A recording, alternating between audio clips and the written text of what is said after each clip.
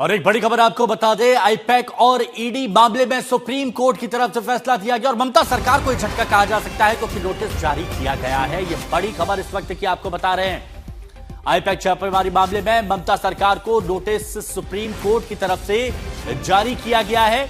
IUPAC red case में supreme court ने ममता सरकार को नोटिस जारी किया है। यह बड़ी खबर इस वक्त की आपको बता रहे हैं। और ईडी अधिकारियों पर दर्ज एफआईआर पर रोक लगा दी गई है। साथ ही नोटिस जारी कर 3 दिन में जवाब मांगा गया है। एजेंसी के काम में दखल नहीं दे सकते हैं। यह बहुत अहम टिप्पणी सुप्रीम कोर्ट की तरफ से की गई है। सृष्टि ओझा सुप्रीम कोर्ट से हमारी सहयोगी इस वक्त हमारे साथ में जुड़ चुकी हैं।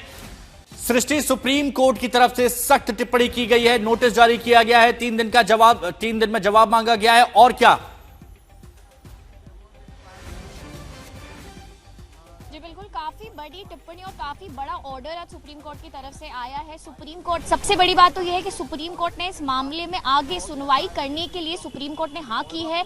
ईडी ने बार बार आज कोर्ट को बताया कि जिस तरीके से वेस्ट बंगाल सरकार बार बार सेंट्रल एजेंसीज, ईडी हो या सीबीआई, उनकी जांच में दखल देती आई है, ये एक बहुत बड़ा इशू है और इस इशू में सुप्रीम कोर्ट को इंटरफेयर करना जरूरी है। इस बात को एक तरीके से सुप्रीम कोर्ट ने आज माना है और कहा है कि सीरियस इशू इसे बताया है कि काफी सीरियस इशू है और किस तरीके से लॉ इन्फोर्समेंट एजेंसीज जो हैं, जो सेंट्रल एजेंसीज हैं, वो ईडी या सीबीआई, उन्हें काफी अलग अलग स्टेट्स में जो है अलग अलग जांच होती है।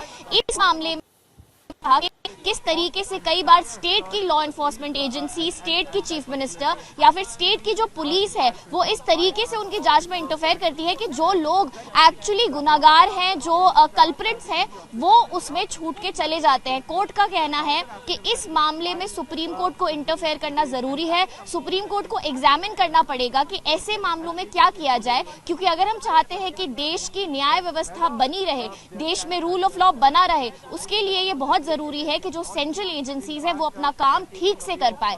कोर्ट ने ये भी कहा कि ये बात बिल्कुल सही है कि कोई भी सेंट्रल एजेंसी किसी भी स्टेट या पार्टी के इलेक्शन में इंटरफेयर नहीं कर सकती, लेकिन अगर एक स्टेट में जांच करना उनकी इन्वेस्टिगेशन या उनके स्टेट के लिए जरूरी है, तो उस स्टेट की पुलिस उनकी जांच में इंटरफेयर नहीं कर सकती।